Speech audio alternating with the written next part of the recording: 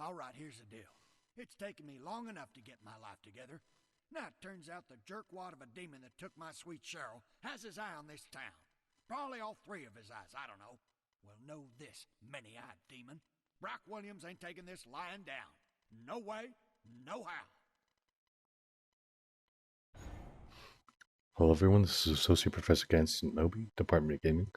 I'm coming to you with another video about Broc.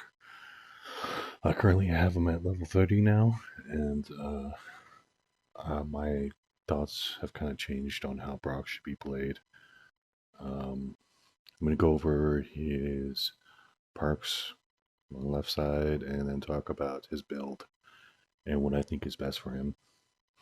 So, and team compositions, of course. All eyes are on me. This is your ability that you activate. You take no knockback. Your aura range is increased, but that's not really necessary. And the aura effect is increased from 45 to 55%.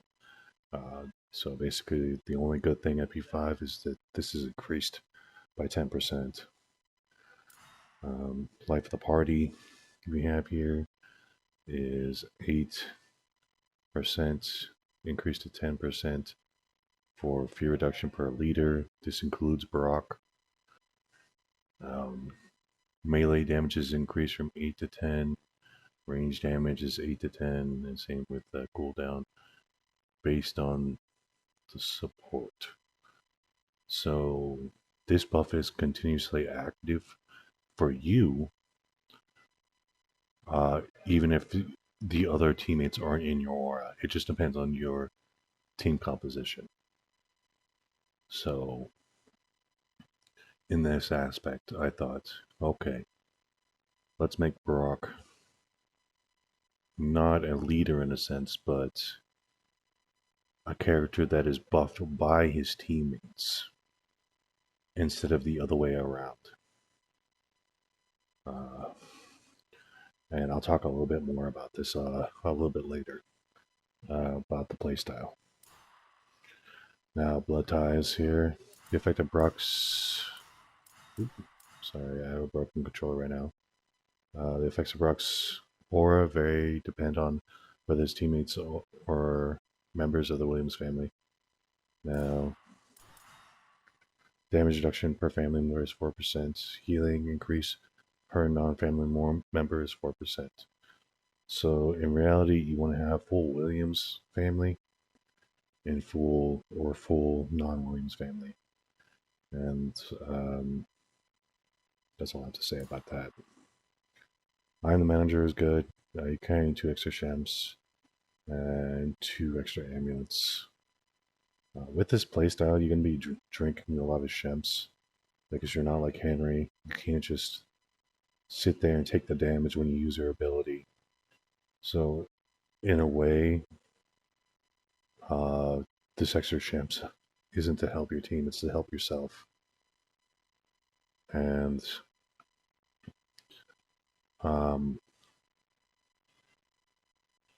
the reason I'm going to be talking about this is we're going to be talking about team compositions and why we have the build the way we do. So as you can see here, we have Sing Stars. The whole point of getting this maxed out the last word is that we're going to hit the 3rd heavy and then get into last word. And then after that, we have a boomstick to kind of barrel stuff the possess unit and shoot twice and then dodge backwards or dodge forward, whatever you need to do to get out of the damage range. This could be also a blunderbuss as well. You could barrel stuff into the demon's face just to get that one shot off, and then you dodge and kind of just like do whatever you need to do to survive. But basically what you're doing is you're being like a burst DPS character. And I feel like that's what you need to do with Broc in certain team compositions. I talk about certain team compositions because, as you see here, the life of the party, you're only increasing your team's damage by 10% per warrior, per hunter. And most people run 1 hunter, 1 warrior, 1 support. So you're getting 10, 10, 10, and 10% all across the board. This isn't going to be enough damage compared to the other leaders. So you need to make up that damage as Broc to be effective. Now, this team comp and this build really shines with a certain team composition, and I'll explain the team composition. Everyone will probably understand why it is the way it is.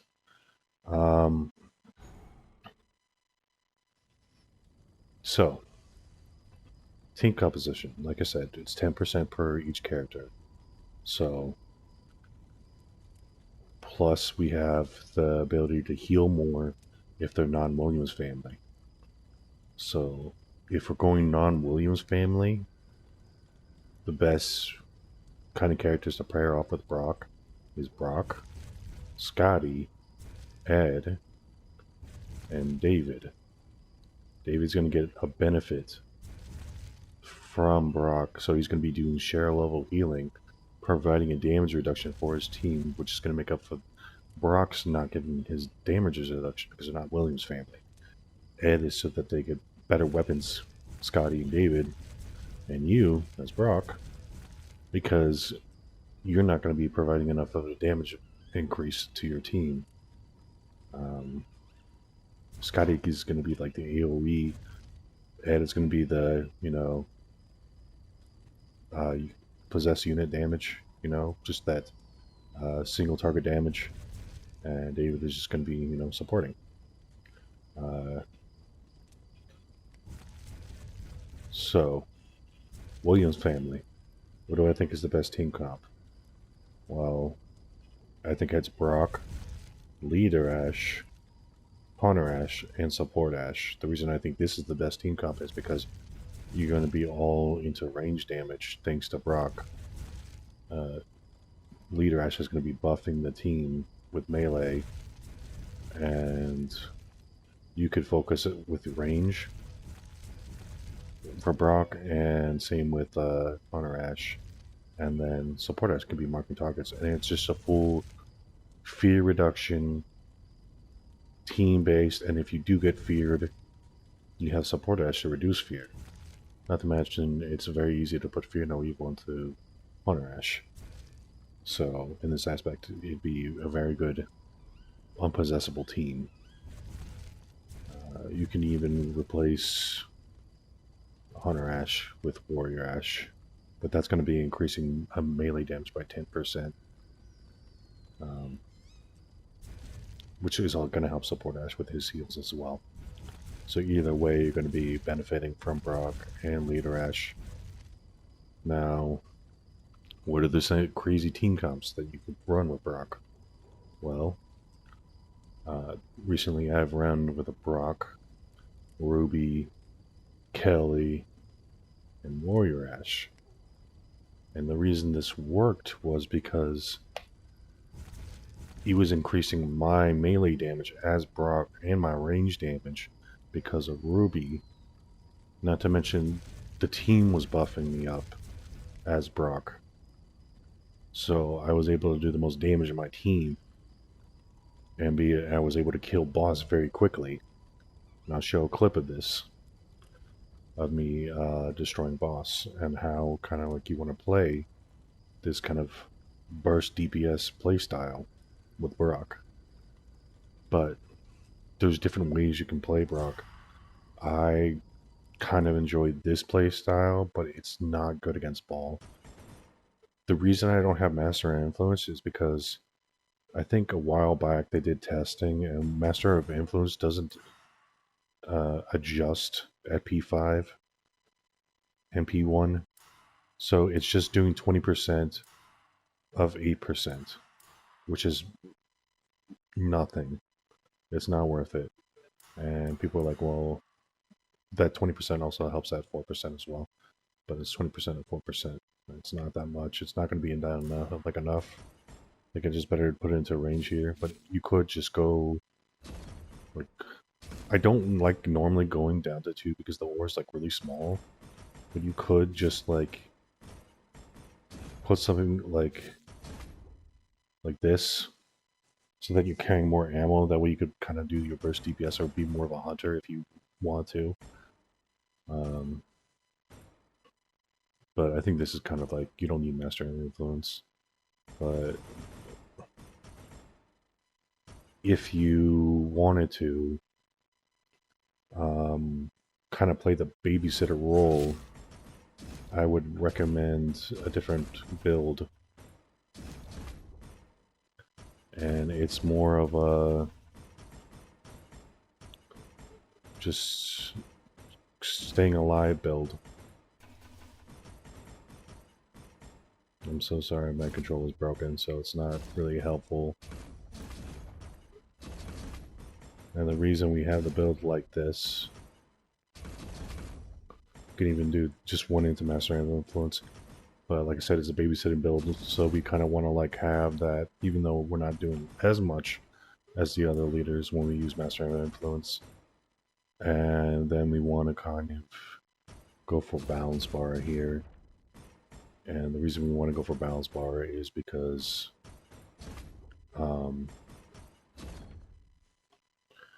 that's what we want to do. We want to destroy the Balance Bar of the possessed unit, and then you know, our team can do the rest of the damage. This is just to help with the point faster against ball and blade and stuff. You're going to be able to do the objective quicker, so your team's going to take less damage. If your teammates go down, you're able to pick them up thanks to Tougher Than Hell. And Fear No Evil is for ball, and Tougher Than Hell is for ball as well. That's kind of like the babysitter playstyle that you play as Broc. But then when it comes to book phase, you just don't have enough damage to deal against ball. So ball is going to be able to destroy book. So this is going to get you to book phase, but it's not going to make you win at book phase. And that's kind of why I switched from this playstyle to the burst DPS. Because, yes, I still gain fear, but not enough fear with Broc. Like, he has a little bit less than Leader Ash when it comes to fear resistance, natural fear resistance. So Fear No Evil is not really necessary. You still can get possessed, and I do get possessed in game. So it is still dangerous. And this babysitter playstyle is definitely the safest bet to play with Broc. If you don't want Master of Influence, you could put 2 points here, and then or you could just take the 3 points and put it into Reinforced Amulet. That way you're just keeping yourself alive on the objective no matter what, and you're just using the champs and you're using the amulets for yourself so that you could finish the objectives and get your team to the next point. But at the same time, it takes too many amulets to do that, so I don't really recommend it.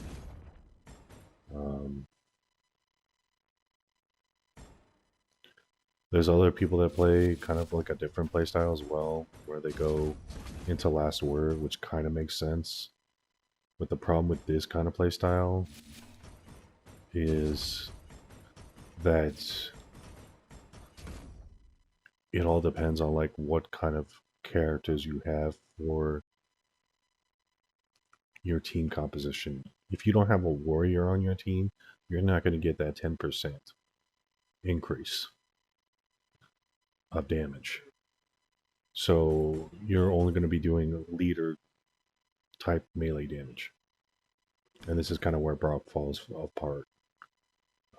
Because if you want to get that 20%, because you're running two of the same character, that's when he benefits. But why would you do that when you could just run Arthur if it's melee? And you're going to be providing more of a buff to your team. And a better buff. And why would you go range 2 hunters if you have Annie? It doesn't make sense. Annie provides more range damage, and she provides a balance bar. And then another thing is like, well, if you win one warrior, one hunter, why would you go Broc?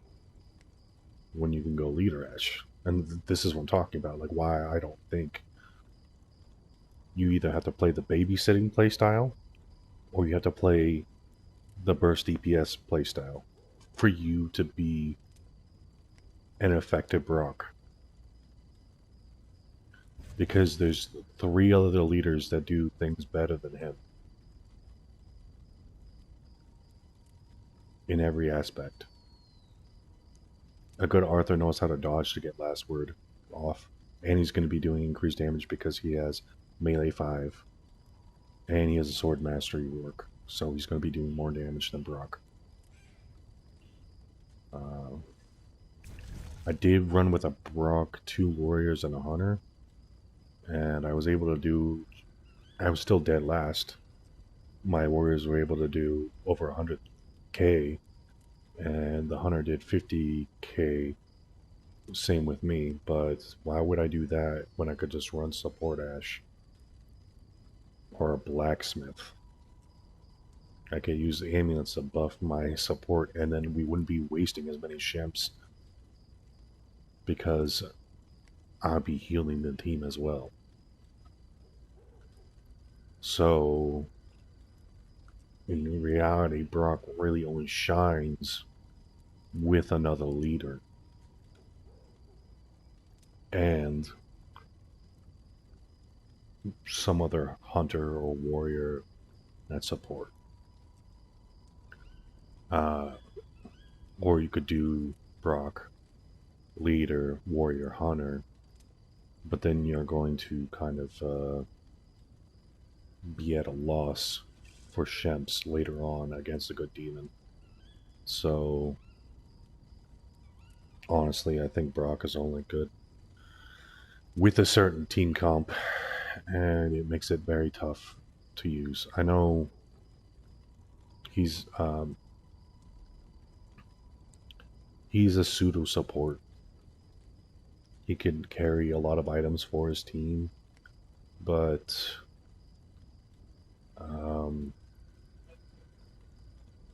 good hunters are going to conserve ammo. They're going to know when to shoot and when not to shoot. Good warriors are going to know how to dodge, so they're not going to be wasting that many amulets and not going to waste that many ships. So you become more of a reliability as Broc because you don't have as many dodges as the rest of the leaders. So a demon will normally go after you if they know that you have the burst DPS build because you have just a little bit better health than a hunter.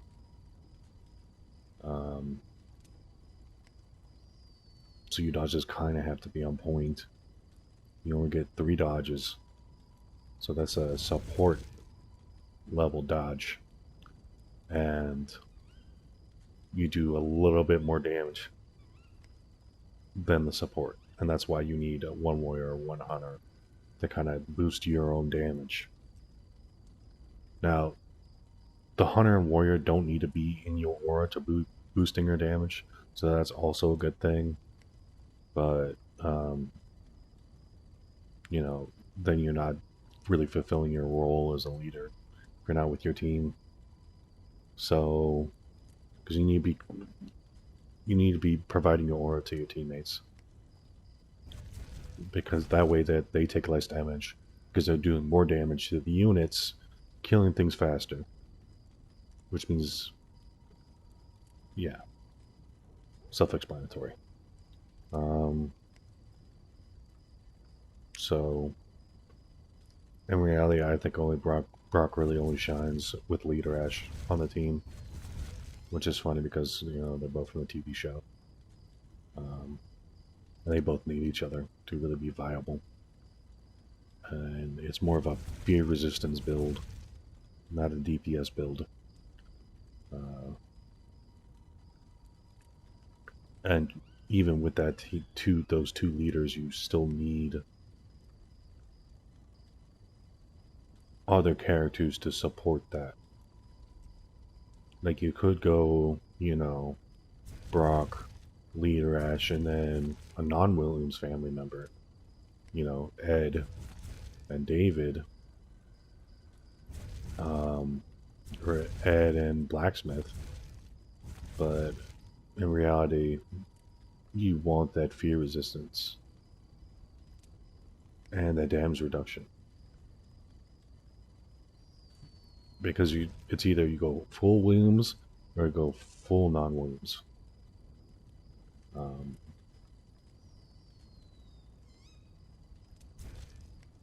And that's kind of my thoughts on Broc. I'll show you the clip of kind of like this burst DPS build that I was trying to create, and how it's a little bit non-consistent, but you see some parts of it shine, and I'll explain why it shines in this part.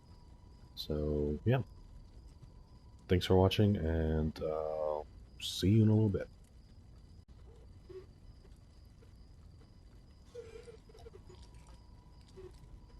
Okay, and I'm back. I'm just talking about Broc here. Like I said, I'm in solo queue, so there's nothing really I could do about what my teammates are going here, and that's fine. You know, we'll see what we get here. Broc is also like a pseudo support.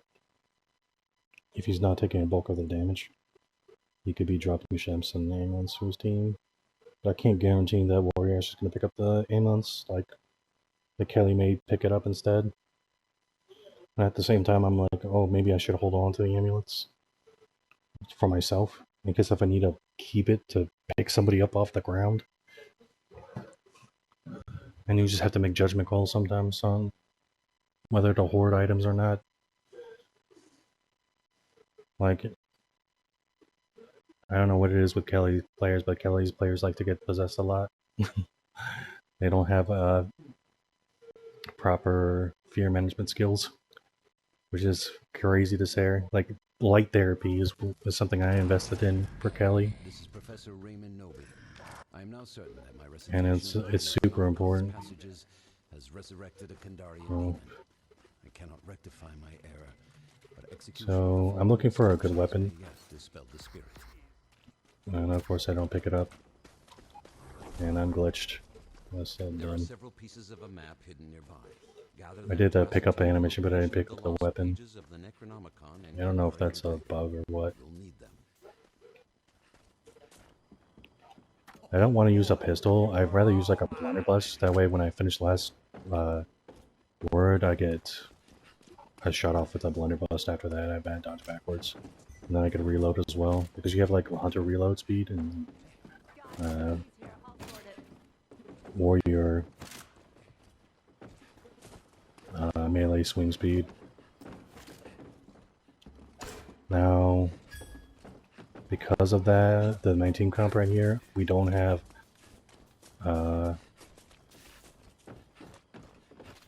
Warrior Ash has damage reduction. He has a little bit more damage reduction than normal with the ruby and stuff.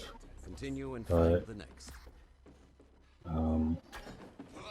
using an axe and then like barrel stuffing with a blunderbuss for a headshot, it's probably like the best way to really get that burst of damage from Broc that you need to be doing on the possess unit or boss unit.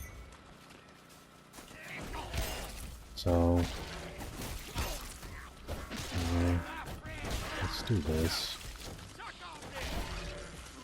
You don't want to be doing finishers with Broc. Just straight up damage. Am I gonna hit this unit? I'm not. Thought I was gonna hit its legs.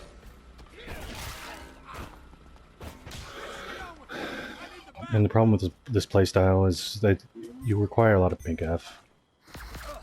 Hunting rifle is good as well to do this strat. I just don't like it because the crosshairs are pretty small, so when you have to kind of have to like dodge backwards a little bit.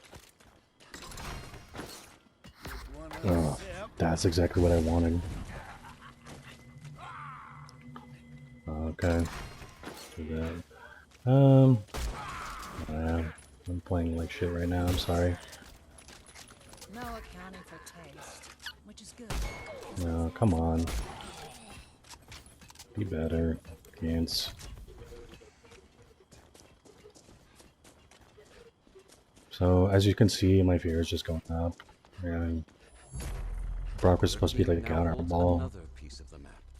Keep it close and continue. Sorry, I'm a little bit tired, but I'm gonna try my best here.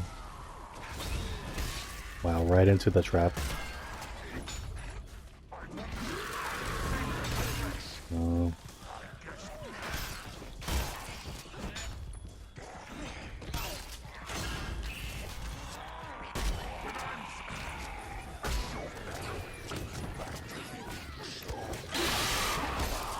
I could have used my ability to kind of...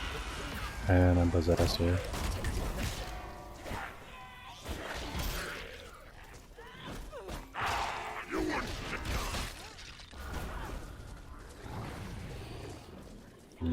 Perfect. And let's go with another melee here. We got our one champ. But as you can see here, like, it's not practical. As a leader, you should never be possessed, especially non-prestige necro. I was possessed there. I wasn't doing that well. Well, let's go here.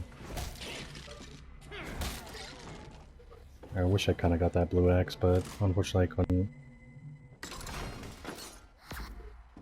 And this is what I want, even though it does 5 less damage. Because I want to do a burst of damage and then back away from the unit. Because I don't have that many dodges.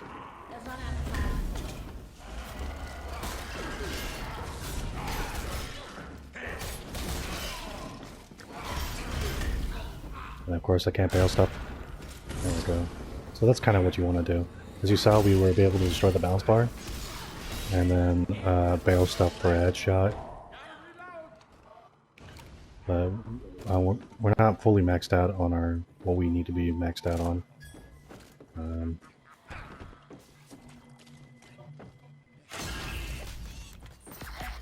No, that's good. She took the trap. So let's go. Sorry, my controller's a little bit broken. So.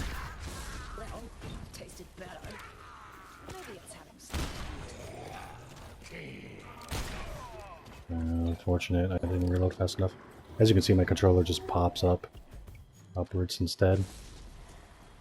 So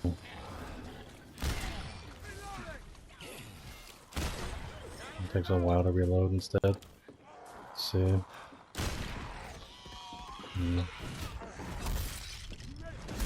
Honestly, I shouldn't be doing that. I should just be mailing so I'm not wasting ammo. But I'm doing my, there's no reason to car. Sucker sketches are right here. So, fighting the controller again. Come on, get to range. Ruby's having trouble. I don't know why. Team's really not doing that much.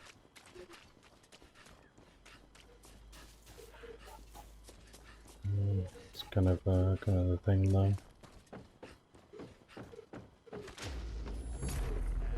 Group now holds the final piece of the map. The lost pages of the Necronomicon and Kandarian dagger are within reach. My plan will only succeed with these items. So I maxed out my stuff. I kind of want a solo objective just so I could kind of really demonstrate what you need to do. But it's not a good idea. My team. Come on, go with fear. He almost has boss, and so it'd be kind of also a good thing to demonstrate. But to have this build really like shine, you need like good weapons as well. You can't just be rocking grays, especially against like Warlord and stuff. Warlord's gonna do like a ton of damage to you, and it's gonna be quite difficult to stay alive if you're not clearing out the horde.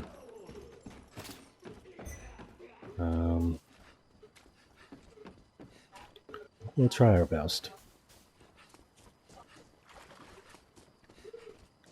Once again, if I do use my ability here, it improves my aura by 55%, and it's going to help with fear resistance as well. Come on.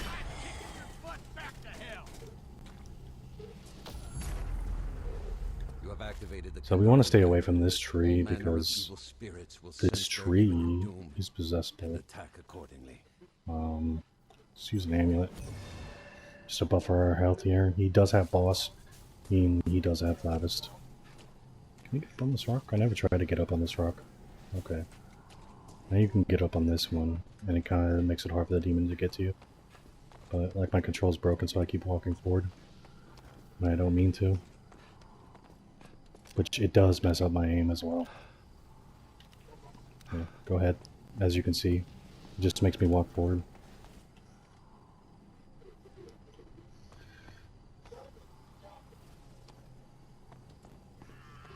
But I learned to fight it. The group has roused the lost pages of the Necronomicon, transmitting a psychic wave to all corrupted souls. Okay. Hold your ground. So he is here now, so I can do the wind up here. Do one swing until he summons something.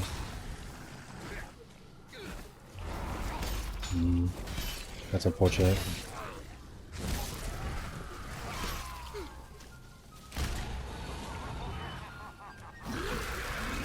Okay, do this.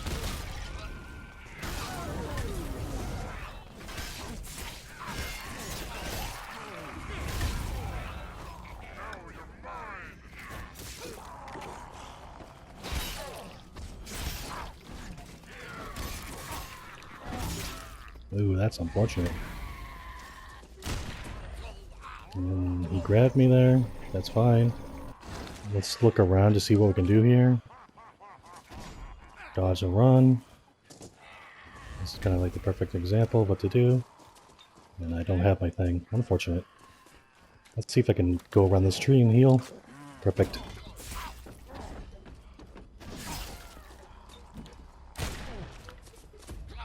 And grab, so because he's grabbing, what I'm going to do is I'm going to go for this railing over here. Because I can't out-damage that, so... And as you can see here, I'm just going to be doing...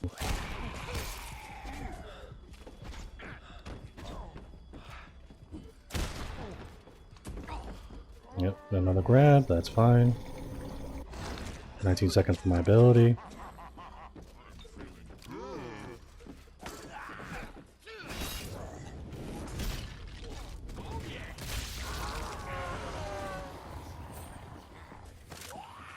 Nice. So unfortunately I do have to go...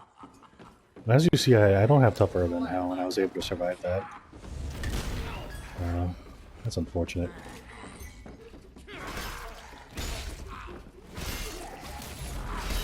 Survivors now hold the lost pages of the Necronomicon. Our world is a step closer to So salvation. let's heal out of that. Tasty, refreshing. That's Shim's. What do you want? Boomstick instead? I always wanted one of these for myself. Okay. He's still here, which is fine. I'm just trying to look for a weapon here that I can actually benefit from.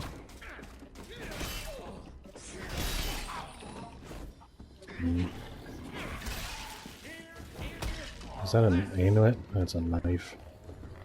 Staff. Okay. I thought I saw a shimp here. Interesting. I did not. Okay. Unfortunately, we need a little bit more because we're down shrimps here.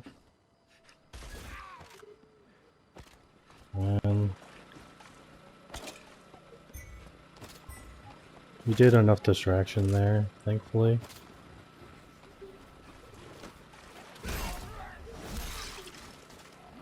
Just doing that so he doesn't possess. Didn't possess.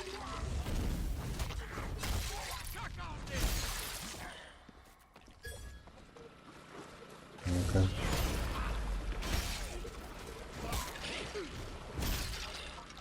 Really no reason to do finishers with Broc. The survivors have triggered collection of the Kandarian dagger.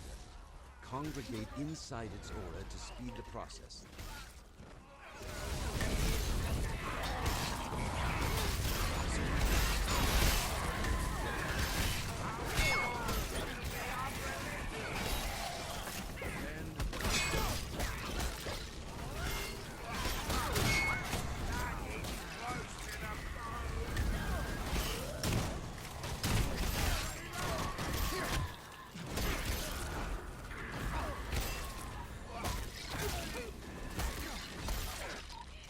gonna heal this. I know she's gonna heal here, but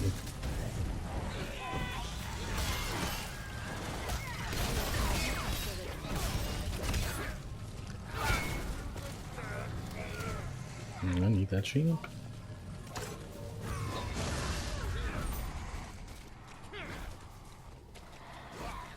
The Plautus is down.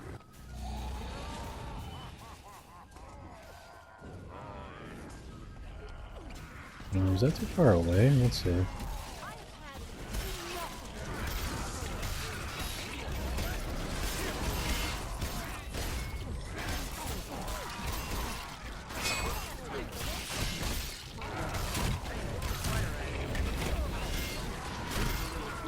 It's kind of what you want to do, except you don't miss.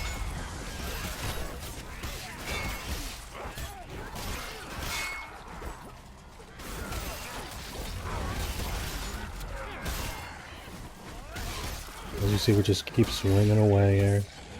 We could have went for the plus, but we're just kind of demonstrating what we do here.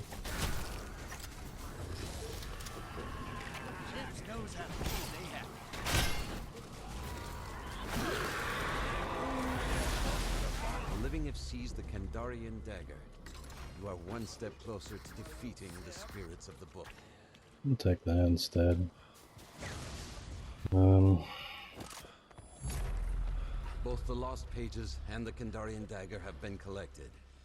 Now, prepare yourself to battle the Dark Ones. Okay. It is kind of tough to use this kind of controller, unfortunately. Let's do this, and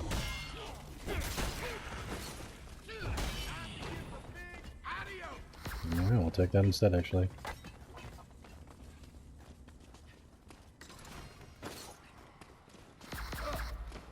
No. Okay. Blue. We got really lucky here with all these chests here. Okay. Come on. Controller.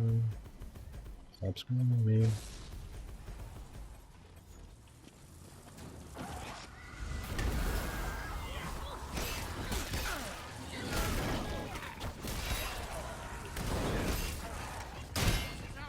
And as you see, that's kind of what the combo you want. Hit with the last word and then go with the shotgun to the face. Reload pretty quickly here. I was not anticipating that shot. Go. Yep. I'm in. It's kind of why I think the boomstick is probably the best for this combo. Like if you're gonna go revolver or something, that's fine as well.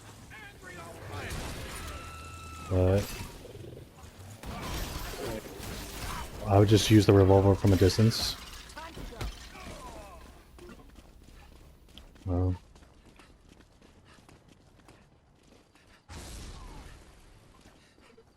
I didn't realize that guy was doing the dark ones. Okay, this is perfect. So let's go.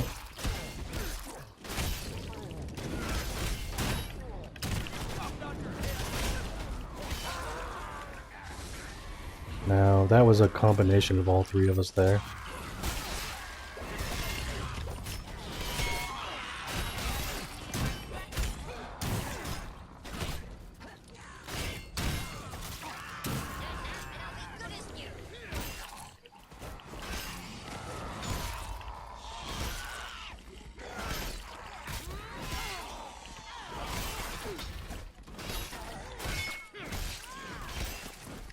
Perfect. As we saw, we just kind of just like threw into that.